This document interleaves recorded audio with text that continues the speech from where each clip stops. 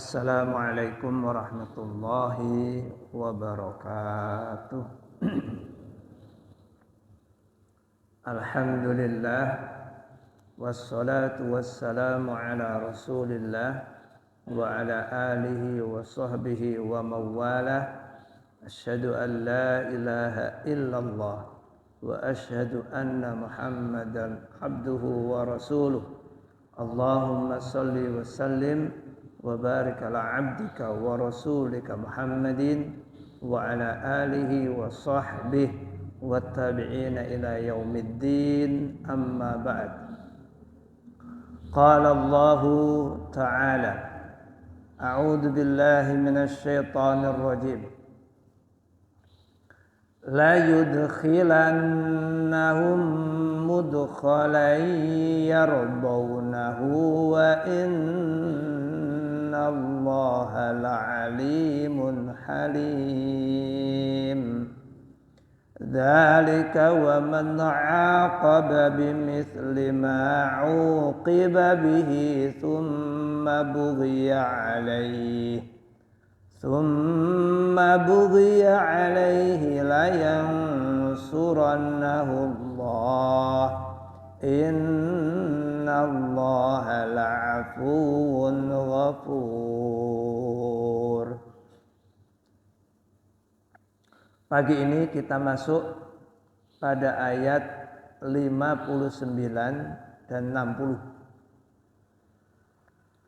Terjemahannya, sungguh Dia Allah pasti akan memasukkan mereka ke tempat masuk yang mereka sukai. Dan sesungguhnya Allah Maha mengetahui, Maha penyantun. Demikianlah, dan barang siapa membalas seimbang dengan kezaliman penganiayaan yang pernah dia derita, kemudian dia dizalimi, pasti Allah akan menolongnya. Sungguh Allah Maha Pemaaf, Maha Pengampun. Baik, kemarin sebelumnya kita telah membahas ayat 58 yang bercerita, yang berisi tentang dua kelompok manusia yang wafat di medan perang, dan yang satu dia sudah ikut perang tetapi kemudian wafat bukan di medan perang. Untuk keduanya Allah memberikan balasan yang seimbang, yang serupa, dan itulah yang disebut dengan rizqan hasanah, yaitu rezeki yang terbaik, rezeki yang baik. Nah, ayat pagi ini 59 Allah berfirman, la yudkhilanna, pasti Allah akan memasukkan hum, mereka, mudkhalan, di tempat masuk, yardawna, yang mereka suka, hu, terhadap tempat masuk itu. Allah pasti akan memasukkan mereka ke tempat yang mereka sukai. Siapakah mereka itu? Siapa yang dimaksud dengan kata mereka? Mereka tiada lain adalah kelompok yang disebut pada ayat sebelumnya. Summa kutilu aumatu, yaitu kelompok yang meninggal dunia di medan pertempuran, atau matu, atau meninggal biasa. Dua-duanya la yudkhilannahum, Allah akan memasukkan kedua kelompok itu mudkhalan, di tempat masuk, yardaunahu yang mereka meridhoinya, mereka menyukainya. Di mana itu? Di surga. Di sini ada kata-kata yardauna yang sesungguhnya artinya ridho. Tapi di sini di terjemahan diartikan suka. Jadi ridho itu diartikan suka. Baik. Allah akan memasukkan mereka ke tempat yang mereka sukai. Ngomong-ngomong tentang itu, kita jadi kemudian ingat satu ayat di dalam surat Al-Fajr. Sebelum akhir, di dalam surat Al-Fajr sebelum akhir, itu Allah Subhanahu wa ta'ala berfirman, Irji'i ila rabbiki radiyatan mardiyah fadkhuli fi ibadi wadkhuli jannati. Ini sering kita pakai dalam surat subuh ini. Ya ayyatuhan nafsul mutmainnah, wahai jiwa yang tenang. Wahai jiwa yang tenang. Gimana enggak tenang? Wong saat meninggal, saat hendak meninggal, itu sudah diberi jaminan Allah khaufun alaihim walahum yahzanun. Mereka tidak takut, mereka tidak sedih. Allah takhafu wa la tahzanu. Jangan takut, jangan sedih.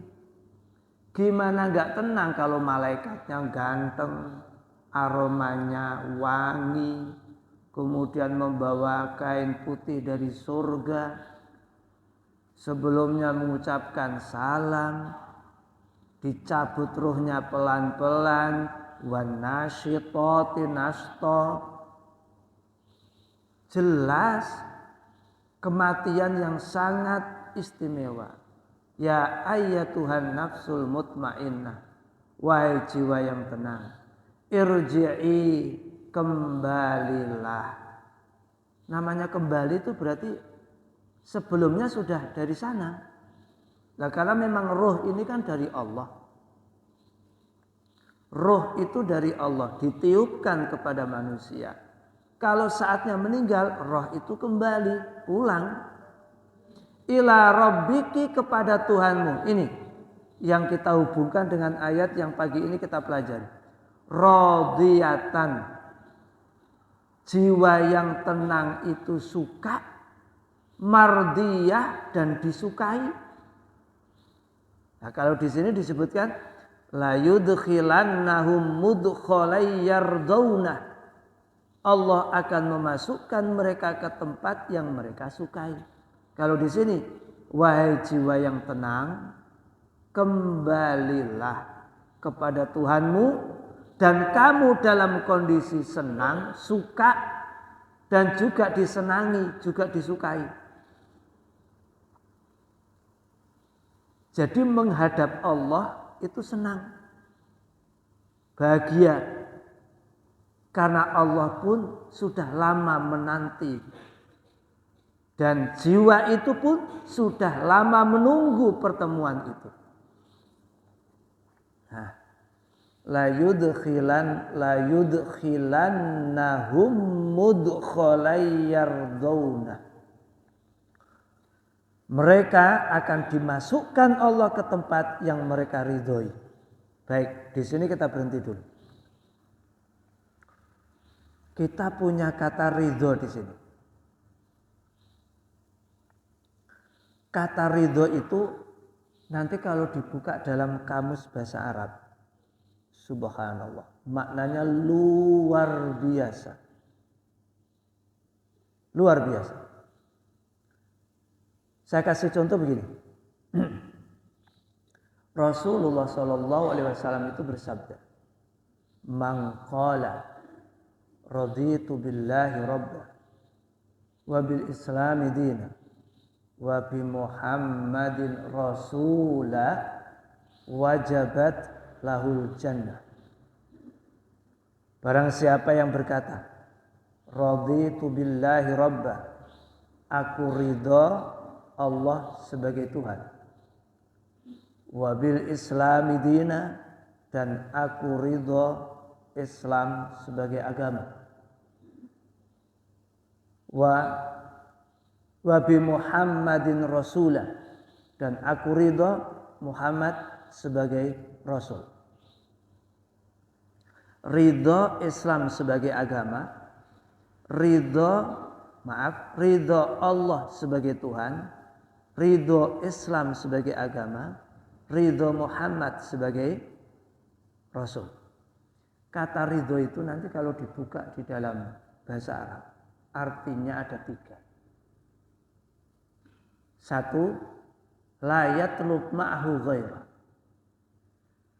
Saya tidak butuh yang lain.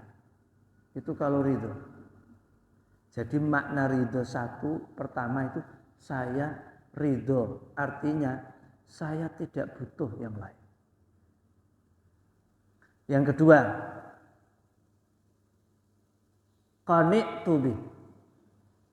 Aku ridho itu maksudnya aku terima. Aku terima. Yang ketiga, iktafaitu. Saya merasa cukup dengan ini.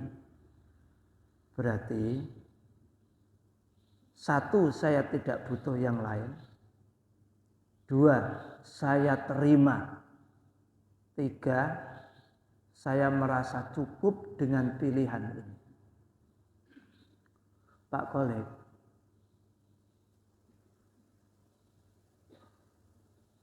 orang kalau menikah itu yang dibaca apa? Angkah tuka, wazawaj tuka, bla bla bla bla bla bla. Jawabannya, qabiltu nikahaha. Ku terima nikahnya dan kawinnya Siti Markamah binti Sopo. Kan begitu ya? Ketika pernikahan, di dalam Al-Quran pernikahan itu kan disebut mitsaqan ghalidh. Ikatan yang sangat kuat.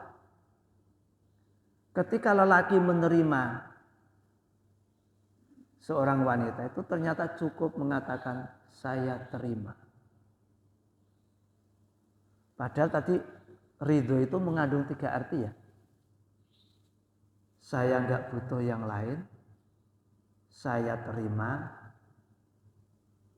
saya merasa cukup. Saya menerima itu sepertiga maknanya dari ridho. Qabiltu, saya terima. Itu sepertiga. Ini ibu-ibu cetha, mestinya ya rodok-rodok protes. Qabiltu, saya terima. Saya terima engkau menjadi istriku. Itu artinya belum tentu cukup. Iso kawin meneh no? Enggak paham ya? Enggak nyambung. Enggak nyambung itu piye to?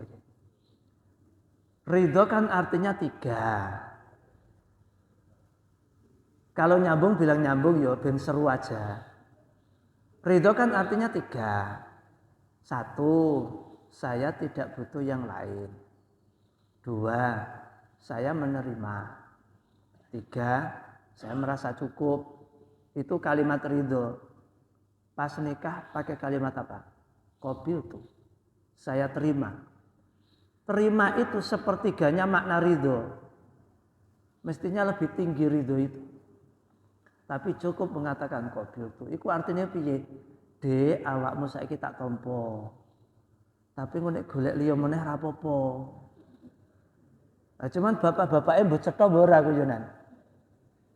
Begitu mestinya. Nah, di dalam Al-Quran kan poligami boleh. Nah, cuman ya Aisyah kan raweh. Masalahnya itu. Jadi wong Muhammadiyah iku wedi mbek Aisyah. Mergo Aisyah wis ngedang-dangi. Apa ngedang-ngedangi itu apa? Ngedang-dangi memagari, membatasi. Makanya cari mantu ki anak Muhammadiyah.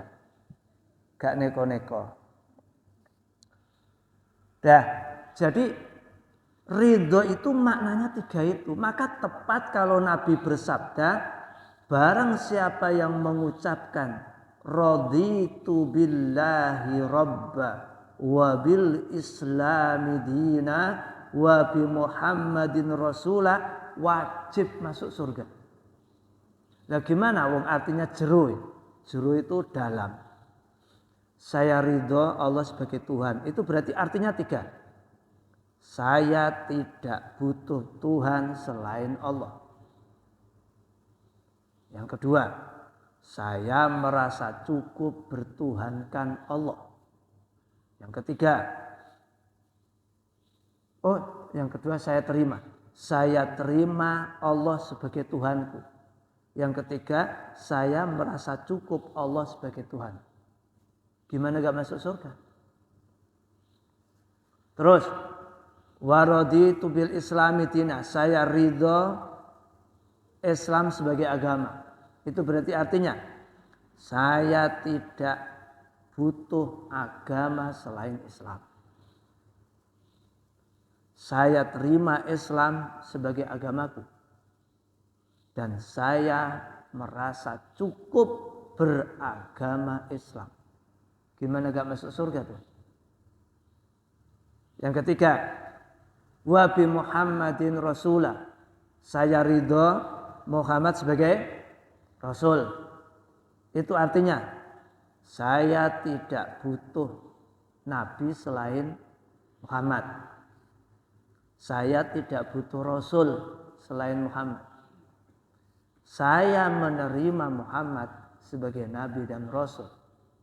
Yang ketiga, saya merasa cukup dengan Nabi Muhammad dan Rasul Muhammad. Gimana gak masuk surga?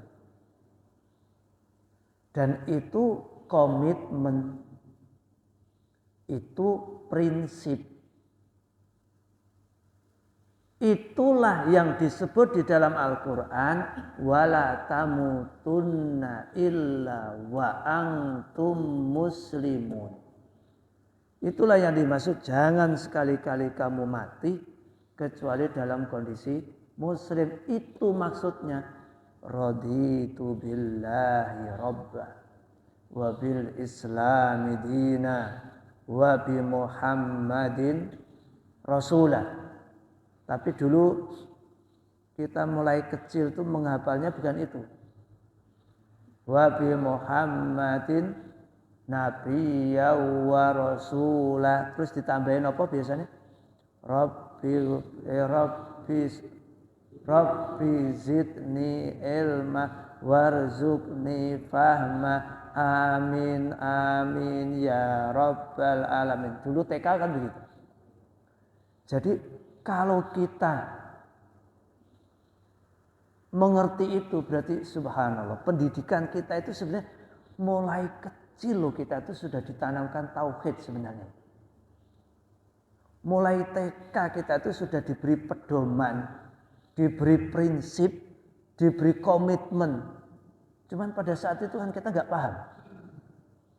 Kita nggak paham pada saat itu. Cuman ngapalkan sudah. Nah kalau kita paham, berarti pondasi pendidikan kita itu sudah benar sebenarnya. Pondasi pendidikan kita itu sudah benar. Cuman mungkin semakin kesini itu semakin pondasinya nggak tahu, semakin tercerabut atau gimana itu. Nah itu. La yudkhilannahum mudkhalan yardawna. Pasti Allah akan memasukkan mereka ke tempat masuk yang mereka sukai. Mudah-mudahan kita termasuk kelompok ini. Wa qurrabbi fil arham wa antar arhamur rahimin.